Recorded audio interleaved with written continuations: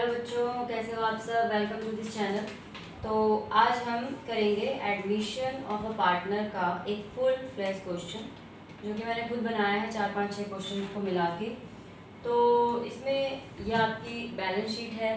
Balance sheet में सारा दिया हुआ है, creditor, general reserve, capital, current accounts और करंट अकाउंट भी दिया हुआ है इसमें, WCR, बिल पेबल। और इधर एसेट दिए हुए हैं, cash at bank, debtors, PFDD lesser, उसमें से patents, investment, fix assets, goodwill, advertisement, suspense and stock. इसके बाद एडजस्टमेंट है हमारी, जेड को एडमिट किया है इन्होंने एज अ न्यू पार्टनर। तो 1 अप्रैल 2020 को ये टर्म्स थे। Right of bad debts 2000 and PFDD बनाना है हमें 5% का। आउटस्टैंडिंग रेंट पेबल है 15,000 का।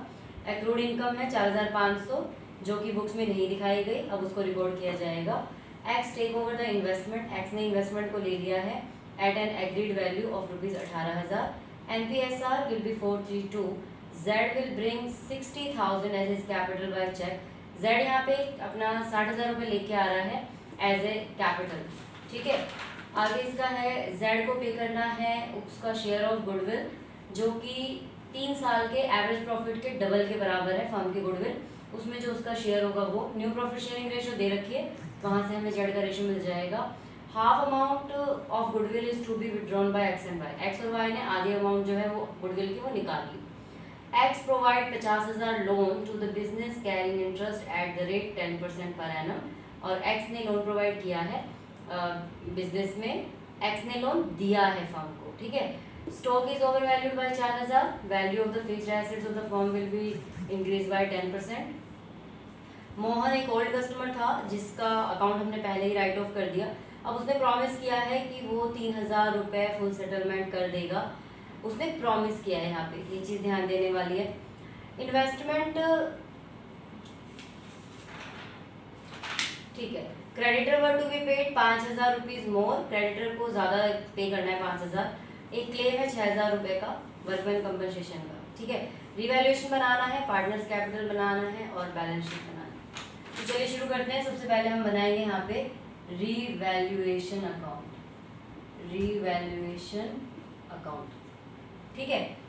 तो यहाँ पे आपका हो जाएगा ये अमाउंट, पर्टिकुलर अमाउंट, देन मैं लिखूंगी particular amount and particular amount. ये आपका परफॉर्मा हो जाएगा रिवैल्यूएशन का।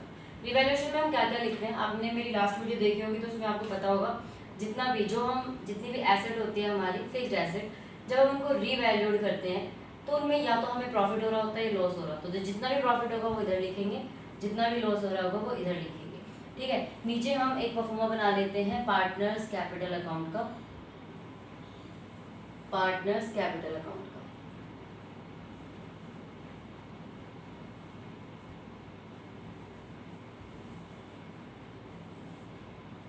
एक्स वाई जेड ये आपका पर्टिकुलर रहेगा और इधर भी आपका पर्टिकुलर, फिर एक्स वाई और जेड।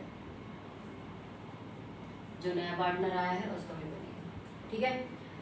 सबसे पहले इन्होंने कहा है कि बैड डेट्स को राइट ऑफ कर दिया गया 2,000। यहाँ पे PFDD आपका 2,400 है तो उसमें से 2,000 आप राइट ऑफ कर दोगे। जब भी आप PFDD में से बैड डेट्स को राइट ऑफ करोगे तो उसकी एक जनरल एंट्री होती है आपकी, वो हो गया आपकी PFDD account debit to bad debts account, PFDD account debit to bad debt account. तो 2,000 तो हम वहाँ से इसको कंपनसेट कर लेंगे, बाकी हमारे पास बचे 400। देखिए 2,400 का क्या है आपका PFDD है, इसमें से माइनस हम बैड डेट्स को कंपनसेट कर लेंगे 2,000। अब हमारे पास कितना बचा, 400 रुपये बचे हैं। फिर इन्होंने कहा है कि 5% डेप्टर पे, डेप्टर कितना है 60,000, 60,000 का 5% आप निकालेंगे दैट इज 3,000, मतलब हमें 3,000 मेंटेन करना है, बट हमारे पास कितना है 400 रुपये, मतलब 2,600 रुपये और हमें एक्स्ट्रा डालने हैं PFDD अकाउंट में। तो ये 2,600 रुपये हम यहाँ पे लिख देंगे टू PFDD करके, हमें PFDD में एक्स्ट्रा 2,600 रुपीज़ लगाने हैं। ध्यान रखिएगा पहले से जो आपका PFDD यहाँ पे दिया हुआ है डेप्टर के नीचे जो लेस किया हुआ है और जितना आपको बैड डेट्स करना है उससे पहले आप कंपनसेट करेंगे। क्या होगा कि अगर आपका ये कम है और ये ज़्यादा है, अगर आपका बैड डेट्स जो राइट ऑफ करना है ये वाली अमाउंट अगर ज़्यादा होगी तो जितना कंपनसेट कर पाएंगे कर लेंगे, बाकी हम डाल देंगे रिवैल्यूएशन अकाउंट में टू बैड डेट्स करके, ठीक है। और पीएफडीडी फिर अलग से डालेंगे। पर फिलहाल यहाँ पे कंपनसेट हो जा रहा है, 400 रुपये हमारे पास अभी भी बचे हुए हैं पीएफडीडी अकाउंट में। नया हमें बनाना है, नया जब भी पीएफडीडी निकालेंगे इसकी जो बुक वैल्यू है ना यहाँ पे बिना पीएफडीडी लेस किए उसमें से निकालेंगे, 60,000 पे निकालेंगे। तो वो हमने 5% निकाला 3,000, 3,000 में से 400 पहले से हमारा बना हुआ है, अब हमें 3,000 मेंटेन करना है, मीन्स हमें 2600 रुपये और एक्स्ट्रा डालने पड़ेंगे, ठीक है।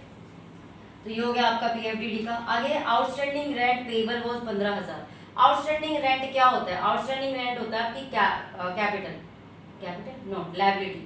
तो लायबिलिटी यहाँ पे आउटस्टैंडिंग के बारे में कुछ नहीं दिया हुआ, इसका मतलब आपकी लायबिलिटी इंक्रीज हो गई। लायबिलिटी इंक्रीज हो गई तो मतलब आपको एक तरह से लॉस ही हुआ, आपको एक्स्ट्रा पेमेंट करनी पड़ेगी। तो यहाँ पे लिख देंगे टू आउटस्टैंडिंग रेंट। जब भी आपका ऐसा लगे आपको कि मेरी लायबिलिटी इंक्रीज हो रही है तो आप उसको डेबिट साइड लिखेंगे। फिर है an accrued income. Accrued income क्या होता है? एक्रूड इनकम आपके लिए आपकी एसेट होती है 4,500। नंबर सी पे है एक्रूड इनकम। एक्रूड इनकम हमारे लिए एसेट है 4,500, does not appear in the books. Book में अपीयर नहीं थी, अब हमें अपीयर करनी है, फायदा हो गया हमको, हमारी एक्रूड इनकम आ गई है अभी। तो यहाँ लिख देंगे by accrued income. Accrued income आपका एसेट होता है, अभी आपकी एसेट इंक्रीज हो गई है 4,500 से, तो रिवैल्यूएशन में क्रेडिट साइड लिख देंगे। एक्स ने सारा का सारा इन्वेस्टमेंट ले लिया है एग्रीड वैल्यू पे 18,000। इन्वेस्टमेंट हमारा 24,000 का है और एक्स ने जो लिया है वो 18,000 का लिया है, मतलब उसने 6,000 रुपये कम दिए, तो हमें 6,000 का लॉस हो रहा है। तो टू इन्वेस्टमेंट 6,000। और जब पार्टनर कोई भी एसेट लेता है तो उसको हम पार्टनर्स कैपिटल अकाउंट में टू इन्वेस्टमेंट करके लिख देंगे और एक्स के अकाउंट में डाल देंगे 18,000। उसने 18,000 का इन्वेस्टमेंट ले लिया तो इसमें हम डाल देंगे, ठीक है। अब है न्यू प्रॉफिट शेयरिंग रेशियो है, तो इसमें जेड का शेयर आपका 4,3,7,2 2/9 है, इसका बाद में काम आएगा। Z will bring 60,000 as is capital by cheque. Z जो है 60,000 ला रहा है बाय चेक, तो इधर हम लिखेंगे बाय बैंक अकाउंट।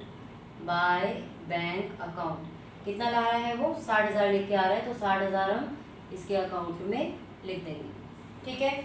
नाउ आगे चलते हैं। Z is to pay an amount equal to his share in the firm valued at twice of average profit last 3 years. 3 साल के प्रॉफिट हमें दिए हुए हैं 90,000, 3 साल का प्रॉफिट दिया हुआ है, तो सबसे पहले हम क्या निकालेंगे? एवरेज प्रॉफिट निकालेंगे। एवरेज प्रॉफिट कितना? 90,000 प्लस 78,000 प्लस 75,000 अपॉन 3, तो ये कितना हो गया? 8 5 13, 1 7 1 8 7 15, 15 9 24, 243 के अपॉन 3 आ जाएगा, ये कट जाएगा, आपका आ जाएगा 81K। 81K को इंटू 2 से कर देंगे तो हमारा आ जाएगा 162K, मतलब 1,62,000 फर्म की गुडविल आ गई। अब इस गुडविल में जेड का शेयर क्या है? जेड का शेयर, ये सारी चीज़ें ना हम वर्किंग नोट में भी कर सकते हैं, तो उधर साइड में हम एक वर्किंग नोट बना लेते हैं, उसी के अंदर इसको करेंगे। चलो यहाँ पे हम अपना एक वर्किंग नोट बना लेते हैं। वर्किंग नोट में क्या है कि जितनी भी हम यहाँ चीज़ें लिखेंगे उसको यहाँ पे कर लेंगे। तो Z क्या ला रहा है? अपनी गुडविल ला रहा है, तो पहले हम क्या करेंगे? फर्म की गुडविल निकालेंगे। फर्म्स गुडविल, फर्म की गुडविल कैसे आएगी? 3 साल का प्रॉफिट जो कि 90,000 प्लस 78,000 प्लस 75,000 अपॉन 3 और उसका ट्वाइस यानी कि इंटू 2। तो इनको पहले प्लस कर लेते हैं। 8 5 13, 3 1 7 1 8 7 15 और 9 24, 2,43,000 अपॉन 3 इंटू 2, 3 8 24, 3 एकम 3, तो ये आ गया 81,000 इंटू 2 यानी कि 1,62,000। ओके, अब इसमें Z का शेयर क्या है? Z share of goodwill. Z का गुडविल का शेयर कितना हो गया? 1,62,000 का 2/9, इसको काट देंगे, 9 एकम 9, 16 9 के साथ 9 8 72, 18,000, 18,000 इंटू 2 36,000, ये उसको अपना शेयर ऑफ गुडविल लाना पड़ेगा। अब इसकी शेयर ऑफ गुडविल के लिए हम जर्नल एंट्री क्या करेंगे? देखो ये अपनी कैपिटल लेके आया है बैंक के थ्रू, देख रहे हो मैं देख रही हूँ, अपनी शेयर ऑफ गुडविल लेके आया तो उसके लिए हम एंट्री करेंगे कैश अकाउंट, चेक से लेके आया है ना, bank account debit to Z capital account 60,000, ये इसकी जर्नल एंट्री हो जाएगी। फिर अपना शेयर ऑफ गुडविल ये लेके आया है तो cash account debit to premium for goodwill account, इसको हम बोलेंगे प्रीमियम फॉर गुडविल अकाउंट। कितने लेके आया है 36,000 और 36,000। ये प्रीमियम फॉर गुडविल दोनों पार्टनर में सैक्रिफाइस रेशियो में बढ़ जाती है, तो इसको हम बोलेंगे premium for goodwill debit to sacrifice partner. अब हमें ये निकालना पड़ेगा कि कौन सैक्रिफाइस कर रहा है। अब हम इसमें निकाल के देखेंगे कि सैक्रिफाइस कौन कर रहा है। तो अभी हम निकालेंगे, बोलूं हाँ, तो अभी हम निकालेंगे सैक्रिफाइस रेशियो। सैक्रिफाइस कैसे निकलता है आपका, old ratio minus new ratio. Old ratio क्या है 3:2, तो इधर x का निकाल लेते हैं, इधर y का निकाल लेते हैं, z का तो निकलेगा नहीं। 3/5 माइनस न्यू रेशियो है 4/9 और इसका है 2/5 माइनस 3/9, ठीक है। तो ये आ जाएगा आपका 45, 27 माइनस 20, 7/45 और इसका निकालेंगे तो आ जाएगा 45, 18 माइनस 15, 3/45 मतलब 7:3। तो अब हम क्या करेंगे 36,000 को 7:3 में बांटेंगे, ठीक है। तो ये जो हमारी गुडविल है इसको हम X capital account to Y capital account और 36,000 को 7:3, 10 0 0, 3600 को 7 से इंटू कर देंगे 0 0, 7 6 42 4 और 25, मतलब एक्स के अकाउंट में जाएगा 25,200 और वाई के में जाएगा 7:3 है ना, 300 300 3 6 18, 3 7 21 और 1 22, ये तो ज़्यादा हो गया, क्या था 7:3 ना। तो x के आगे 25,200 और 3/10 कर देंगे तो y की आ जाएगी 10,800। अब वापस से अपने कैपिटल अकाउंट में आ जाते हैं। अब देखिए हमने यहाँ क्या किया है, बैंक अकाउंट कैपिटल हमने उसका डाल दिया है, cash account to premium for goodwill ये कैश में जाएगा। अब हमने x और y को क्रेडिट किया है प्रीमियम फॉर गुडविल से, तो हम यहाँ पे लिखेंगे by premium for goodwill, x के अकाउंट में डाल देंगे 25,200 और y के अकाउंट में डाल देंगे 10,800। ओके, नाउ अगले वाले पे चलते हैं। देख नहीं रही इधर यार, अब तो उसमें कटिंग करनी पड़ेगी मुझे बहुत सारी, पता ही नहीं चलो तुम कहाँ क्या कर रही हो। ओके, तो ये हमने प्रीमियम फॉर गुडविल बांट दिया 25,200 एक्स में, 10,800 वाई में। अब उसने अगला पॉइंट बोला है half of the amount of the goodwill is to be withdrawn by X and Y. अभी एक्स एंड वाई इसकी आधी गुडविल निकाल ले रहे हैं। आधी गुडविल कितनी हुई 36,000 की आधी हुई 18,000। 18,000 गुडविल वो दोनों आपस में निकाल ले रहे हैं, तो हम क्या करेंगे X capital account debit, Y capital account debit to Z account, नहीं टू बैंक अकाउंट। क्यों? क्या पैसा निकाल ले रहे हैं ना वो लोग, कैश निकाल ले रहे हैं वो लोग, तो बैंक या कैश के अकॉर्डिंग हम कर सकते हैं इसको, तो आधी अमाउंट उसी में जाएगी, कैश कम हो रहा है ना। पैसे तो वो जेड के ले रहे हैं ना, जेड के नहीं ले रहे हैं, जेड अपना गुडविल लेके आया है, वो गुडविल में बढ़ता है तो दोनों में बढ़ गया, तो उन्होंने सिर्फ आधा अमाउंट ही फर्म से निकाला, बाकी आधा अमाउंट फर्म में रहने दिया। तो जो आधा अमाउंट यानी कि 18,000 को 7:3 में ही बांट देंगे, 18 7 126, 12,600 और 5,400। तो अभी यहाँ इनको हम डेबिट कर रहे हैं, तो यहाँ पे लिख देंगे टू बैंक अकाउंट, कैश के थ्रू भी कर सकते हैं, गलत नहीं होगा, 12,600 और 5,400, ठीक है। नेक्स्ट हमारा आता है X provide 50,000 loan to the business. देखिए पार्टनर अगर कोई लोन दे रहा है, यहाँ पे उसकी कोई एंट्री नहीं होती है। जब हम बैंक अकाउंट बनाते हैं तो वहाँ क्रेडिट साइड इसकी एंट्री हो जाती है। जर्नल एंट्री अगर हम इसकी करेंगे तो X loan account debit to bank account, ठीक है। इसकी जर्नल एंट्री अगर हम करेंगे, अगर किसी पार्टनर ने लोन दिया है X loan account debit to bank account, इसको दे दिया जाएगा रिवैल्यूएशन या पार्टनर्स कैपिटल अकाउंट में इसकी कोई एंट्री नहीं होगी, ठीक है। आगे है stock is over valued bye 4,000 रुपए, ठीक है, लिखा हुआ है स्टॉक 4,000 रुपए से ओवर वैल्यूड है। इसका मतलब समझिए ध्यान से कि स्टॉक ओवर वैल्यूड है 4,000 रुपए से, मतलब बैलेंस शीट में जो 40,000 दिखाया गया है वो 4,000 बढ़ी हुई वैल्यू है। एक्चुअल मार्केट वैल्यू उसकी कितनी हुई 36,000, मतलब एक तरह से लेस हो गई हमारी। तो टू स्टॉक यहाँ पे हम 4,000 लिख देंगे, ठीक है। तो बैलेंस शीट में जब हम इसकी वैल्यू लेके आएंगे दैट इज 36,000 लेके जाएंगे, 4,000 से कम हो गया हमारा, वो बढ़ी हुई वैल्यू दिखा रहा है बुक वैल्यू। आगे चलते हैं, value of the fixed assets of the firm will be increased by 10%। Fixed asset की वैल्यू 10% से इंक्रीज की जा रही है। बाय फिक्स्ड एसेट है 2,16,000, 10% इसका निकालेंगे 21,600, ओके। उसके बाद है Mohan an old customer whose account was written off as bad debts has promised to pay ₹3,000 in full settlement of his dues. अब देखिए एक पुराना कस्टमर था जिसका बैड डेट्स राइट ऑफ हो गया था, अब वो प्रॉमिस कर रहा है कि मैं पैसे दे दूंगा। उसने प्रॉमिस किया है, उसने दिए नहीं है।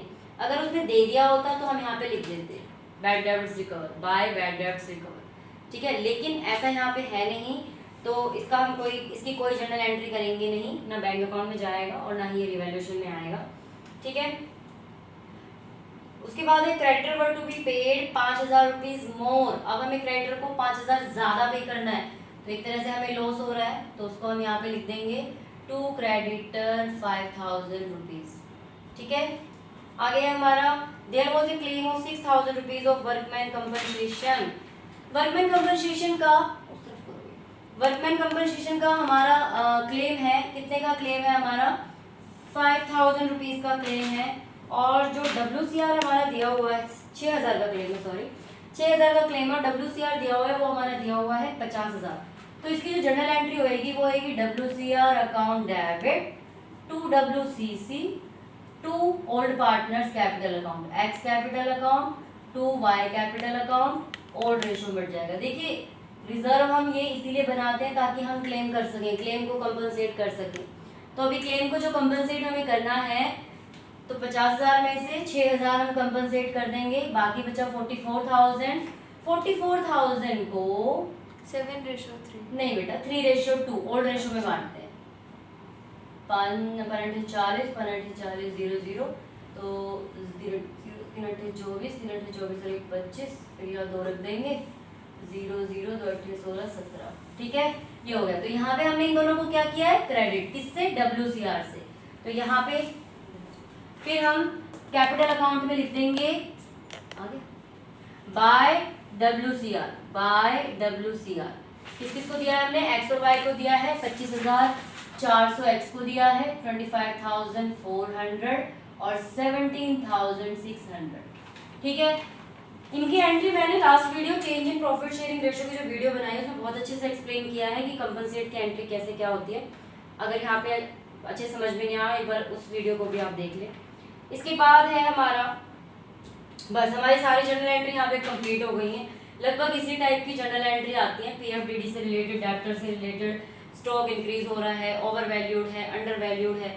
जब भी आपको ओवर वैल्यूड और अंडर वैल्यूड बोला जाएगा इसका मतलब वो बैलेंस शीट में ओवर वैल्यूड और अंडर वैल्यूड है, ये समझ के करना। मार्केट वैल्यू उसकी कम या ज़्यादा ऐसे समझना, ठीक है। तो अब हम इसका टोटल निकालेंगे, तो यहाँ देखने से ही लग रहा है कि शायद हमें लॉस हुआ है, तो इसका टोटल पहले कर लेते हैं। 5 4 9 9 6 15 15 30 2 32, यह आ गया आपका 32,600।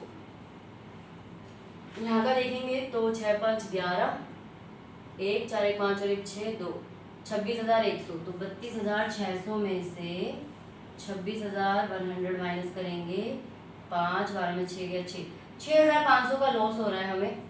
तो यहाँ पे इसको बैलेंस करेंगे, यहाँ लिख देंगे by loss transfer to their capital account X Y. 6500 का लॉस है, 3:2 में दोनों में बांट दिया जाएगा।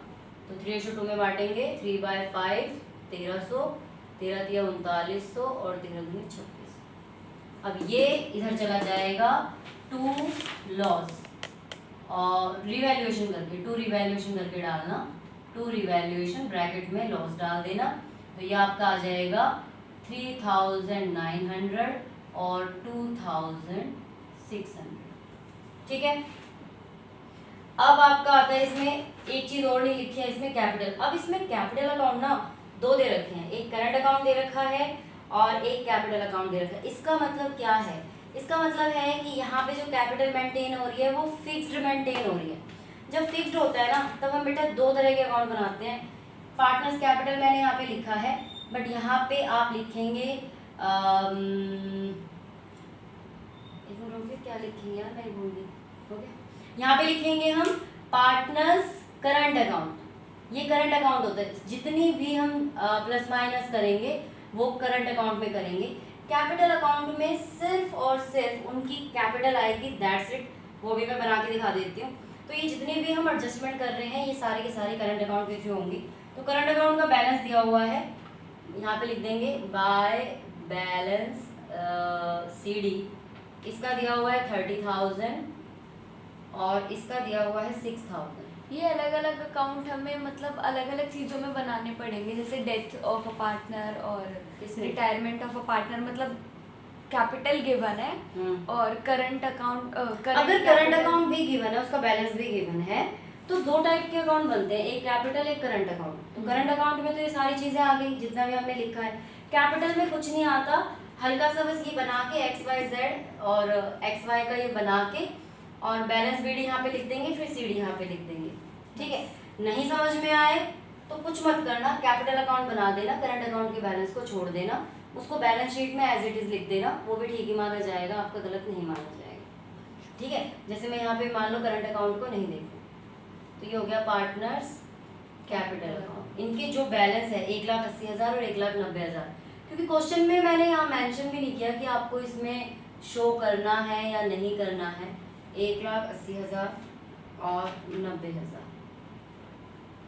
ठीक है, करंट अकाउंट को बैलेंस शीट में एज इट इज छोड़ देना, क्योंकि इसमें क्वेश्चन में कहीं भी मेंशन नहीं था कि पार्टनर्स में कैपिटल अकाउंट या करंट अकाउंट या फिक्स्ड वो मेंटेन कर रहे हैं नहीं कर रखे, बस उनका बैलेंस दे रखा है। अब इनका टोटल कर लेंगे और कुछ तो इनको देना नहीं है, सारी चीजें दे दी इनको। या फिर इधर का बैलेंस सही लाने के लिए करंट अकाउंट को हम कैपिटल अकाउंट में ऐड करके नहीं लिख सकते? नहीं, क्योंकि आएंगे तो दोनों ही बैलेंस शीट में। इधर अब क्या बाकी है, बैलेंस शीट में आपका जर्नल रिजर्व है इधर, और इधर आपका एडवर्टीजमेंट सस्पेंस है। तो by general reserve old ratio में दोनों पार्टनर्स में बांट दिया जाएगा। 36,000 है, 3:2। 36,000 को 3/5, 5 7 35, 5 दूनी 10, 7200। तो ये आ जाएगा 0 0 5 10 5 7 35 और एक कितने में बांट दिया मैंने, 3 सॉरी, 0 0 3 दूनी 6 3 7 21 और 2 से करेंगे 0 0 2 दूनी 4 2 7 14, 14,400 और 21,600। एडवर्टीजमेंट सस्पेंस को इधर बांटेंगे, एडवर्टीजमेंट सस्पेंस अकाउंट। इसके लिए याद क्या रखना है, बैलेंस शीट में जो उधर चीजें दी होंगी वो इधर बटेंगी, इधर दी होंगी वो इधर बटेंगी। तो ये भी आपका ओल्ड रेशियो में चला जाएगा। 30,000 है तो 3/30,000 3/5 12,000, 3/5 18,000 और 12,000, 18,000 और 12,000। और इसमें गुडविल भी दी हुई है, तो गुडविल भी आप ओल्ड वाली इधर ही डिस्ट्रीब्यूट कर देंगे। वो भी 30,000 है तो 18,000 और 12,000। ठीक है, एडजस्टमेंट में जो गुडविल दी है उसका तो हमने ये किया, प्रीमियम फॉर गुडविल, और जो आधी उन्होंने निकाल दी तो वो हमने यहाँ कर दिया। लेकिन जो बैलेंस शीट में गुडविल दी होगी वो ओल्ड रेशियो में पार्टनर्स में डेबिट साइड बांट दी जाएगी। अब इसका बैलेंस निकालेंगे हम, तो ये तो आपका 60,000 ही रहेगा। इधर का टोटल कर लेंगे, 0 0 6 4 10 8 18 1 7 1 8 4 12 1 9 1 10 और 1 11 और 1 12 और 1 13, 1,32,800। इधर का भी कर लेंगे, 0 0 6 4 10 2 12 1 1 2 5 2 7 5 12 1 2 1 3 2 5 2 7 8 15, 1,52,200। तो इधर लिखेंगे टू बैलेंस CD। पहले इनका टोटलिंग लिख देते हैं इधर 1,52,200, 1,32,800 और 60,000। इधर तो 60,000 ही रहेगा। इनका टोटल कर लेंगे हम 6 4 10 0 0 6 4 10 5 2 7 2 9 2 11 1 1 2 1 3 31,000। तो ये आपका आ जाएगा 1,01,800। ठीक है, 1,01,100। और इधर का करेंगे 18 18 36 36 और 10 46 46 2 48 48 10 58 58 और 8 66 66 और 3 69 69,000। 9 और 6 15 1500 ऐड कर देंगे 0 0 5 9 70,500। इसमें से 70,500 माइनस करेंगे 0 0 12 में से 5 गए 7 1 15 में 7 गए 8। तो ये हमारा बैलेंस शीट आ गया। ये जाएगा कैपिटल अकाउंट। अब हम बनाएंगे capital account. Balance sheet of partners, balance sheet of partners. तो ये आपका पर्टिकुलर लायबिलिटी का, इधर एसेट साइड रखेंगे, लायबिलिटीज, अमाउंट, एसेट और अमाउंट आपको अपने ये सामने रखना है। और क्रेडिटर, सबसे पहले क्रेडिटर का हमें क्या था, 5,000 रुपये एक्स्ट्रा देने थे। क्रेडिटर को हमने डेबिट साइड लिखा था, तो यहाँ पे 45,000 पहले से थे, 5,000 एक्स्ट्रा देने हैं, तो ऐड करके 50,000। जनरल रिजर्व पार्टनर्स में बांट दिया, छोड़ दीजिए। कैपिटल अकाउंट, अब कैपिटल अकाउंट में जेड भी आ जाएगा, एक्स वाई जेड। तो ये आ जाएगा 1,52,200 और ये नहीं सॉरी 81,000, टोटल नहीं लिखना था इसका, बैलेंस 81,500 और 1,01,800 और 60,000। टोटल मिला के हो गया 0 0 8 5 13 1 और 1 2 और 1 3 8 6 14 1 और 1 2 2,43,300। उसके बाद इनके करंट अकाउंट का बैलेंस है, उसको ऐसे ही लिख दीजिए क्योंकि करंट अकाउंट मेंटेन करने के लिए क्वेश्चन में कुछ बोला नहीं था। तो 30,000 और 6,000, तो ये हो गया आपका 36,000।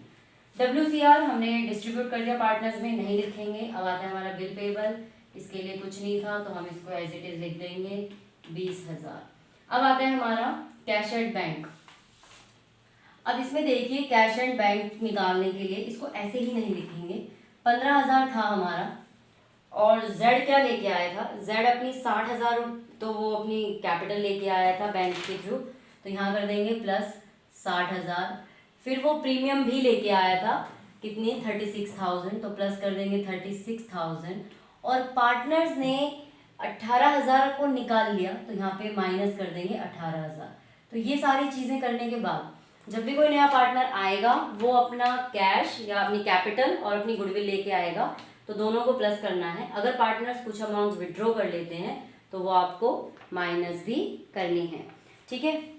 और तो ये आपका आ जाएगा। और इसमें एक और चीज़ थी कि हमें 50,000 उसका भी तो देना था, लोन देना था।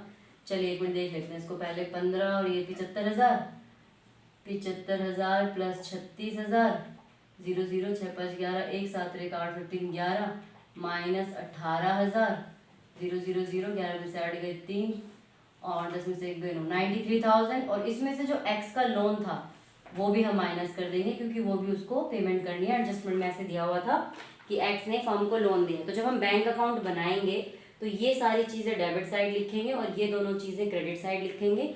जो बैलेंस आएगा वो हम यहाँ पे लिखेंगे, दैट इज 43,000, ठीक है। इसके बाद है हमारा डेब्टर्स। डेब्टर हमारे 60,000 के हैं और हमने PFDD क्रिएट किया है 2,600 का, माइनस कर देंगे 0 0 4 7 5। उसके बाद है हमारा पेटेंट्स। पेटेंट्स के लिए कुछ भी नहीं था इसमें, तो एज इट इज लिख देंगे 44,400। इन्वेस्टमेंट एक्स ने ले लिए हैं पूरे के पूरे, तो यहाँ लिखने की जरूरत है नहीं। फिर आता है हमारा फिक्स्ड एसेट। फिक्स्ड एसेट हमारा इंक्रीज हुआ है कितने से, 21,600 से।